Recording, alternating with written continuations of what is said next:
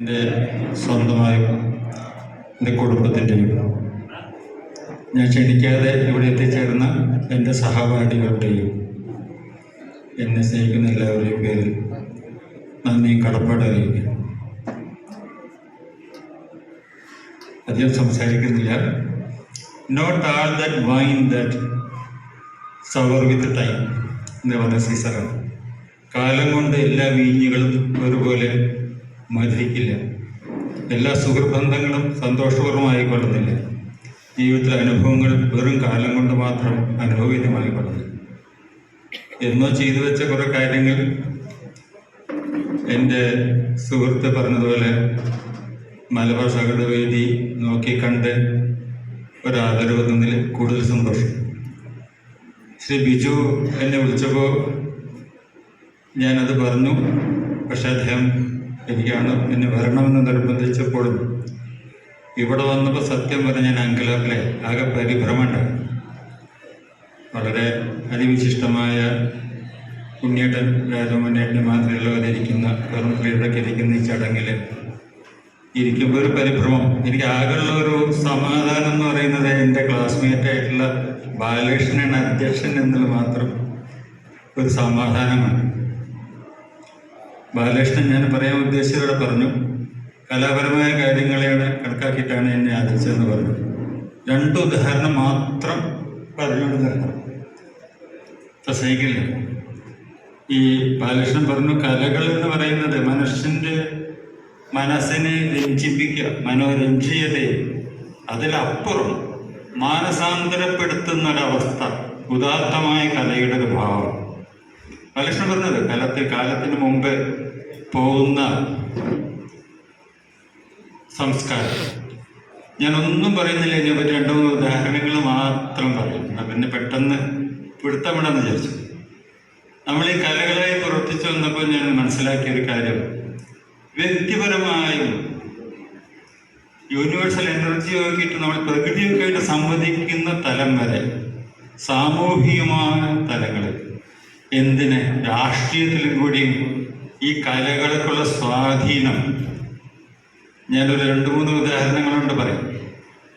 16ാം സെഞ്ചുറിയിൽ ജീവിച്ചിരുന്ന ടാൻസൺ ലാഗമൽഹാർ ആലപിച്ച് മഴ പെയ്യിച്ചു എന്നും, മുത്തുസ്വാമി ദീക്ഷിതരെ അന്നപൂർണേശ്വരി സ്തുതിച്ച് തനിക്കുള്ള അന്നം കുടുംബത്തിലേക്ക് എത്തിച്ചു എന്നൊക്കെയുള്ള കഥകൾക്ക് അപ്പുറം ഇവിടെ ഇപ്പോൾ ചെറുപ്പശ്ശേരിക്കാരധികമുള്ളതുകൊണ്ട് ഏറ്റവും അധികം നിങ്ങൾക്ക് ഇഷ്ടപ്പെടുന്ന അല്ലെങ്കിൽ പരിചയമുള്ളൊരു കലാരൂപമായ അയ്യപ്പൻ പാട്ട്. അതിലുള്ള സന്ദേശങ്ങളെ ഞാനൊരു ഭാഗം മാത്രം പറയാം. ഒരു സിസേറിയൻ ജന്മമാണല്ലോ അയ്യപ്പൻ്റെ. അപ്പോൾ അവിടെ മോഹിനി വേഷം കെട്ടി വന്ന വിഷ്ണു ഗർഭിണിയായി പൂർണ്ണഗർഭമാകുന്ന സമയത്ത് പരമശിവനോട് പറയാണ്, അത് പരമശിവൻ ചോദിക്കുന്നുണ്ട്, എന്തൊരു മോഹിനിയാളെ ഇന്ന് എനിക്ക് വല്ലാത്തൊരു സല്ലാപം ചോദിക്കാൻ പറയണ്ടേ. അയ്യോ, മറ്റൊന്നല്ല ശ്രീ ഭഗവാനെ, ഈറ്റുനോവ് വന്നു തുടങ്ങി. പിന്നെ ഒരു ഈറ്റുനോവിൻ്റെ പൂർണ്ണമായ പ്രസവത്തിലൊരു സ്ത്രീ അനുഭവിച്ചു വരുന്ന, എനിക്കൊരു ഉള്ളുറന്ന് തണ്ണീര് നൽകാൻ പെറ്റ മാതാവില്ല ശിവനെ, കെട്ടിയൊന്ന് പിടിക്കാൻ എനിക്ക് പിടിവള്ളിയില്ല, ഈറ്റുനോവ് സഹിക്കാൻ എനിക്കൊരു ഈറ്റില്ലമില്ല, കിടപ്പറ എനിക്കില്ല എന്ന് പറയുന്ന ഒരു അവസ്ഥ ഒരു സ്ത്രീയുടെ. അത് കേട്ട ഒരാൾക്കും, ഏത് പാർട്ടിക്കാരനാണെങ്കിലും ഏത് പ്രായക്കാരാണെങ്കിലും സ്ത്രീപീഡന കേസിൽ പ്രതിയാവാൻ പറ്റില്ല.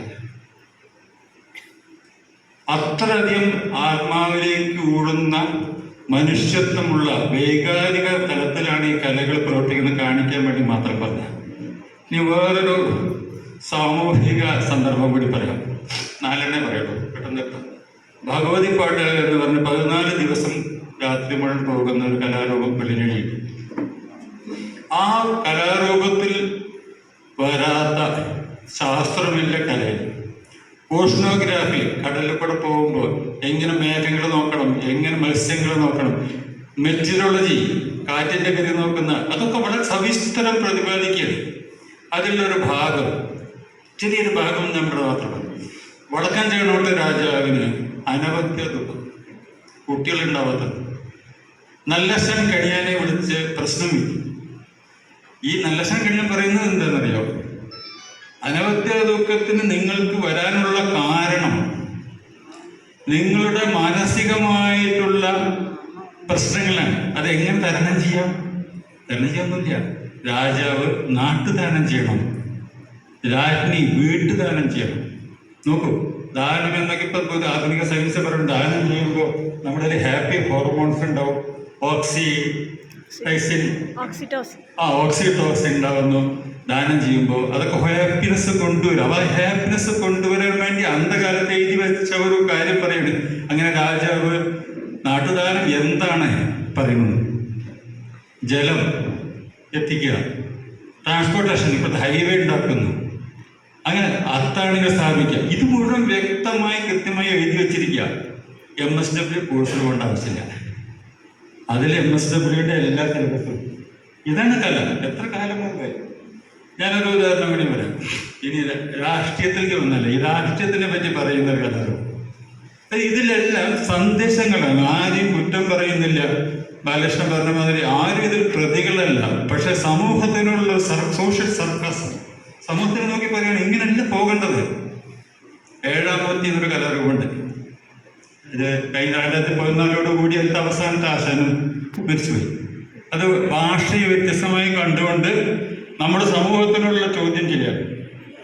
അതിലൊരു സെന്റൻസ് പറഞ്ഞാലേ, കാലില്ലാത്ത ഗണപതി, ശ്രദ്ധിച്ച് കേൾക്കാൻ മനസ്സിലാവും, കാലില്ലാത്ത ഗണപതി മൂടില്ലാത്ത കുടം കൊണ്ട് വെള്ളമില്ലാത്ത കടയിലേക്ക് പോവാണ് വെള്ളം കുടിക്കുന്നത്. അപ്പോൾ അവിടെ തലയില്ലാത്തൊരു മാന് വന്നിട്ട് വെള്ളം കുടിക്കും. ഇങ്ങനെയാണ് ഇതിൻ്റെ. അതിലൊരു ചെറിയ ഭാഗം, വലിയൊരു സംഭവമാണ്. അതിൽ ചെറിയ ഭാഗം നമ്മളിവിടെ കല എങ്ങനെ മാനസാന്തരപ്പെടുത്തുന്നുള്ളൊരു ചെറിയ അനുഭവം മാത്രം പറഞ്ഞിട്ടാം. അതിലൊരു ചെറിയ പോരാട്ടമുണ്ട്. കിട്ടുവിൻ്റെ ആനക്കച്ചവടം. ഇത്രയുള്ളൂ. കിട്ടു എന്ന് പറഞ്ഞു കഴിഞ്ഞാൽ ഒരു മരുമകൻ തറവാട്ടിലൂടെ കാരണവരെ. ഇപ്പം 2 നല്ല ഡയലോഗ് ഞാൻ പറയാം. ആ ഡയലോഗ് കേട്ടാൽ നിങ്ങൾക്ക് മനസ്സിലാവും. കാരണം ഇക്കൊല്ലത്തെ വിളയൊക്കെ എന്തായി എന്ന് വെച്ചാൽ നെല്ലൊക്കെ കിട്ടിയോ? നേരം പോലെ കിട്ടു പറയാൻ 6 പറ വിത്തിട്ടു, 2 പറ കരിമ്പരൻ്റെ മുകളിൽ കൃഷി ചെയ്തു, 2 പറ കടലിൻ്റെ മുകളിൽ കൃഷി ചെയ്തു, 2 പറ കരിമ്പാറിൻ്റെ മുകളിൽ കൃഷി ചെയ്തു. എന്നിട്ടോ കടലിൻ്റെ മുകളിൽ വിരിച്ചതൊക്കെ വെള്ളമില്ലാണ്ട് നശിപ്പിക്കും. കരിമ്പാറിന് മുകളിൽ കരിമ്പരയുടെ മുകളിലുള്ളതൊക്കെ പശു തിന്നിട്ട് പോയി. കരിമ്പാറിന് മുകളിൽ വെള്ളമില്ലാണ്ട് അമ്മ മൂത്രം ഒഴിച്ചിട്ട് 6 ഇത് പറക്കുള്ള കണ്ടം നനച്ചത് കാരണം ആഴക്കരി മുഴക്ക് നെല്ല് കിട്ടി. ആ നെല്ലും കൊണ്ട് നിലമ്പൂര് പോയി. നിലമ്പൂരത്തിന് പോയി നിലമ്പൂരത്ത് വെച്ചിട്ട് 4 ആന വാങ്ങി. ഞാൻ വൃത്തിയായി ബുദ്ധിമുട്ടിക്കില്ല. 4 ആന വാങ്ങി. ഒരാനയെ കൊണ്ടുവന്നിട്ട് പുറന്തോട്ടി വരുമ്പോൾ കെട്ടിയിട്ടു, ഒരാനയെ കൊണ്ടിട്ട് പൊന്തിരിച്ചുണ്ടയുടെ വേലിമ്പിൽ കെട്ടിയിട്ടു, വേറൊരാനയെ കൊണ്ടിട്ട് ബൈക്കൊക്കെ കൊണ്ടിട്ട് വടക്കോട്ട് പോയി വേലിമ്പിൽ കെട്ടിയിട്ടു, വേറൊരാനയെ കൊണ്ടിട്ട് കിടക്കണ കട്ടിലിൻ്റെ അവിടെ തന്നെ കൊണ്ടു. ഇപ്പോൾ പ്രശ്നം ഉണ്ടാവുന്നത് രാത്രി കറുപുറ ശബ്ദം നോക്കി ഒരു മൂട്ട വന്നിട്ട് ഈ ആനയെ തിന്നിട്ട് 2 എല്ലിട്ട് ഒരാന പോയി. പുറത്ത് വന്ന് നോക്കിയപ്പോൾ പുറത്തോട്ട് വരുമ്പോൾ ആന വാദം വന്നിട്ട് ചത്തു. പുറത്ത് വന്ന് വൈക്ക കൊണ്ടു നോക്കിയപ്പോൾ അവിടെ നീർത്ത അവളുടെ മൂത്രത്തിൽ ഒലിച്ചു പോയി. ചുണ്ടട കേട്ട് വന്നപ്പോൾ ചുണ്ട വീണിട്ട് ആ ആന. ഇത് കേട്ടാൽ നിങ്ങൾക്ക് എന്താ തോന്നുന്നത്? നിങ്ങൾക്ക് ചിരിക്കണേ. ഇതല്ല കഥ. ഇതൊരു പൊളിറ്റിക്കൽ സാറ്റയറാണ്. ഒന്നും അറിയാത്ത, കൃഷിയെപ്പറ്റി അറിയാത്ത, വ്യവസായത്തിനെ പറ്റി അറിയാത്ത ഒരു രാജാവ്, കാരണവര്. അത് നോക്കാൻ ഒരു മരുമകൻ. ആ മരുമകൻ എവിടെ വിത്തിട്ടുണ്ടെന്നറിയില്ല, എങ്ങനെ കിട്ടുമെന്നറിയില്ല. ഉദ്യോഗസ്ഥ ബന്ധങ്ങൾ ഒരു വളരെ രസകരമായിട്ടുള്ളൊരു സർക്കസാണ്. എന്നിട്ട് ഈ മരുമകൻ എന്താ ചെയ്യണേ? കുറച്ച് കാശ് കിട്ടി, എങ്ങനെയൊക്കെയോ നഷ്ടം കണക്കൊക്കെ എഴുതിയിട്ട് കുറച്ച് കിട്ടി. ഈ കിട്ടിയത് എന്താ ചെയ്യണേ? ആന വാങ്ങാൻ അവിടെ. ഈ ആന വാങ്ങിയിട്ട് എന്താ ചെയ്യേണ്ടതെന്നറിയോ? ആന എന്താണെന്നറിയോ? അറിയില്ല. നോക്ക്, ആഘാത ചൂട് ഒരു സാമൂഹിക വ്യവസ്ഥയെ മോശമാക്കി കാണിക്കുന്നതിനുള്ള പ്രതിഫലനമായ സോഷ്യൽ സർക്കാസാണ് ഈ 7-ാം മൂർത്തി. ചെറിയൊരു ഇങ്ങനെ കുറേ പോരാട്ടങ്ങൾ ഞാൻ പറഞ്ഞത്. ഇത് നമ്മൾ മനസ്സിലാക്കുന്നതോടുകൂടി ബാലകൃഷ്ണൻ പറഞ്ഞ മാതിരി എന്തല്ല എന്താവണം എന്നുള്ള സന്ദേശം നമ്മളറിയാതെ നമ്മൾ കയറണം. ചിരിച്ചുകൊണ്ട് നമ്മൾ സ്വീകരിക്കും. നമ്മളോട് സാധനം ഉപദേശിച്ചു കഴിഞ്ഞാൽ നമ്മളൊരിക്കലും സ്വീകരിക്കില്ല. പക്ഷേ കല നമ്മുടെ ഉള്ളിലേക്ക് ഇറങ്ങിച്ചെന്ന് ഒരു സ്ത്രീയുടെ വിഷമങ്ങൾ, ഒരു സമൂഹത്തിൻ്റെ ദുഃഖങ്ങൾ, ഒരു രാഷ്ട്രീയപരമായിട്ടുള്ള അനൗചിത്യങ്ങൾ, ഇതെല്ലാം നമ്മളെ പഠിപ്പിക്കുന്നു, അറിയാതെ പഠിപ്പിക്കുന്നു, കലകൾ പഠിപ്പിക്കുന്നു. അതുകൊണ്ട് തന്നെ ഇന്ന് മാറി വന്ന ഈ സാമൂഹിക പരിതവസ്ഥയിൽ നമ്മൾക്കറിയാം, നമുക്ക് വികാരങ്ങളെ മാനേജ് ചെയ്യാൻ അറിയാവുന്നതിൻ്റെ കൃത്യമായ തെളിവുകൾ ഓരോ ദിവസവും പേപ്പറിൽ അറിയാം. തോൽവി എന്തെന്നറിയാത്ത കുട്ടികൾ എന്ത് അക്രമം ചെയ്യുന്നത് നമുക്കറിയാം. ഒരു പരീക്ഷയുടെ മാർക്ക് കുറഞ്ഞു എന്നുള്ളത് കൊണ്ട് കുട്ടികൾ എന്ത് ചെയ്യുന്നറിയാം. തോൽവി അറിയില്ല, സമൂഹത്തിനെ പറ്റി അറിയില്ല. ഇത്തരം കലാരൂപങ്ങളിലൂടെ പോകുമ്പോൾ നമുക്ക് സഹനശക്തി ഉണ്ടാകുന്നു, തോൽക്കുന്ന ശീലമുണ്ടാകുന്നു, അതിൽ നിന്ന് ജയിക്കുന്ന ശീലമുണ്ടാകുന്നു, മാനസാന്തരം നമ്മൾ അറിയാതെ സംഭവിക്കുന്നു.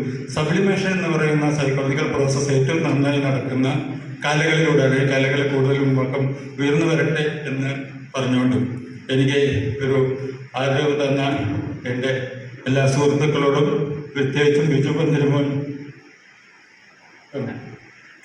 അദ്ദേഹത്തിനോട്, ബാലകൃഷ്ണൻ, എല്ലാവരോടും, ഞങ്ങളുടെ എല്ലാവരുടെ പേരിലും ഞാൻ നന്ദി പറയുന്നു.